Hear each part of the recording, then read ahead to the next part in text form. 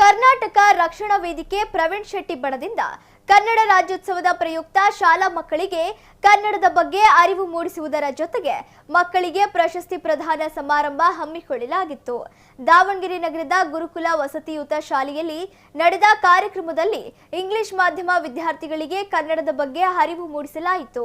ಅಷ್ಟೇ ಅಲ್ಲದೆ ಕನ್ನಡ ರಾಜ್ಯೋತ್ಸವದ ಪ್ರಯುಕ್ತ ಕರ್ನಾಟಕ ರಕ್ಷಣಾ ವೇದಿಕೆಯಿಂದ ಹಮ್ಮಿಕೊಂಡಿದ್ದ ಕಾರ್ಯಕ್ರಮದಲ್ಲಿ ಗುರುಕುಲ ಶಾಲೆಯ ವಿದ್ಯಾರ್ಥಿಗಳು ಉತ್ತಮವಾಗಿ ಕನ್ನಡದಲ್ಲಿ ಭಾಷಣ ಮಾಡಿದ್ದು, ಕನ್ನಡದ ಹಾಡುಗಳಿಗೆ ನೃತ್ಯ ಮಾಡಿದ್ದು ವಿದ್ಯಾರ್ಥಿಗಳಿಗೆ ಪ್ರಶಸ್ತಿ ಪ್ರದಾನ ಮಾಡಿ ಗೌರವಿಸಲಾಯಿತು.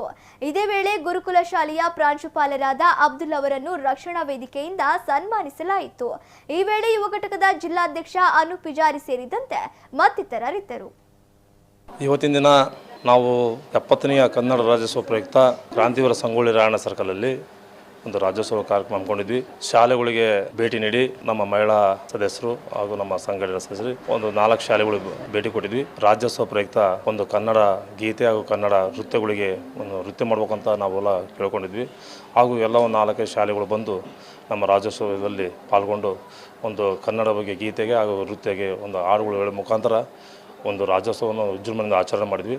ಇವತ್ತು ಒಂದು 4 ಶಾಲೆಗೆ ಭೇಟಿ ನೀಡಿ ಇವತ್ತು ಆ ಶಾಲೆಗಳಿಗೆ ನಾವು ಕನ್ನಡ ಪ್ರಶಸ್ತಿ ಕೊಟ್ಟು ಮಕ್ಕಳಿಗೆ ಕನ್ನಡ ಬಗ್ಗೆ ಜಾಗೃತಿ ಮೂಡಿಸಿ ಶಾಲೆಯಲ್ಲಿ ಕನ್ನಡ ಬಗ್ಗೆ ಎಷ್ಟು ಹೆಚ್ಚಿನ ರೀತಿ ಒತ್ತು ಕೊಡಬೇಕು ಅಂತ ಕೂಡ ನಾವು ಇವತ್ತು ಶಾಲಾ ಮಕ್ಕಳಿಗೆ ತಿಳಿಸಿ ಇವತ್ತು ಮೊನ್ನೆ ಬಂದಂಥ ಮಕ್ಕಳುಗಳಿಗೂ ಕೂಡ ನಾವು ಪ್ರಶಸ್ತಿ ಪ್ರದಾನ ಇವತ್ತು ಶಾಲೆಯಲ್ಲಿ ಬಂದು ಮಾಡಿದ್ದೀವಿ. ಹೆಚ್ಚಿನ ರೀತಿಯಲ್ಲಿ ಮುಂದಿನ ದಿನಗಳಲ್ಲಿ ಎಲ್ಲ ಶಾಲೆಯಲ್ಲಿ ಕನ್ನಡ ಬಗ್ಗೆ ಸ್ಥಾನಮಾನ ಸಿಗೋಕು ಮುಂದಿನ ದಿನಗಳಲ್ಲಿ ಅಂತ ನಾನು ಈ ಸಮಯ ವೇದಿಕೆ ಮುಖಾಂತರ ಹೇಳ್ತಾ ಇದ್ದೀನಿ. ಮತ್ತು ಎಲ್ಲ ಶಾಲೆಗಳಲ್ಲಿ ಕೂಡ ಕಂಪಲ್ಸರಿ ಮೊದಲಿಗೆ ನಾಡಗೀತೆ ಕಂಪಲ್ಸರಿ ಬೇಕೇ ಬೇಕು. ಯಾಕಂದ್ರೆ ಎಲ್ಲೋ ಒಂದು ಶಾಲೆಗಳಲ್ಲಿ ಕೂಡ ನಾಡಗೀತೆ ಆಡಿಸ್ತಾ ಇಲ್ಲ ಈಗ. ಹಾಗಾಗಿ ಪ್ರತಿಯೊಂದು ಶಾಲೆಯಲ್ಲಿ ನಾಡಗೀತೆ ಆಡಿಸ್ಬೇಕು.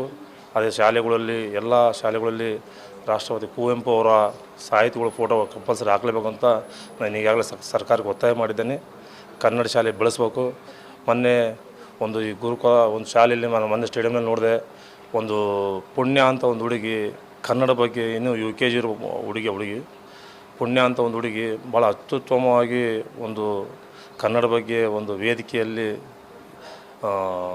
ಸ್ಪೀಚ್ ಕೊಡ್ತು. ಹುಡುಗಿ ಭಾಳ ಅತ್ಯುತ್ತಮ ಕೊಡ್ತು. ಯಾಕಪ್ಪ ಅಂದ್ರೆ ಸಣ್ಣ ಮಗಳಾದರೂ ಹುಡುಗಿ ಏಜಲ್ಲಿ ಚಿಕ್ಕದಾದರೂ ಕನ್ನಡ ಬಗ್ಗೆ ಅಷ್ಟೊಂದು ತಿಳ್ಕೊಂಡ್ರೆ ನೋಡಿದ್ರೆ ಭಾಳ ಖುಷಿ ಆಯಿತು. ಹಾಗಾಗಿ ಆ ಮಗಳಿಗೆ ಕೂಡ ನಾನು ಇವತ್ತು ಕನ್ನಡ ರಾಜ್ಯೋತ್ಸವನ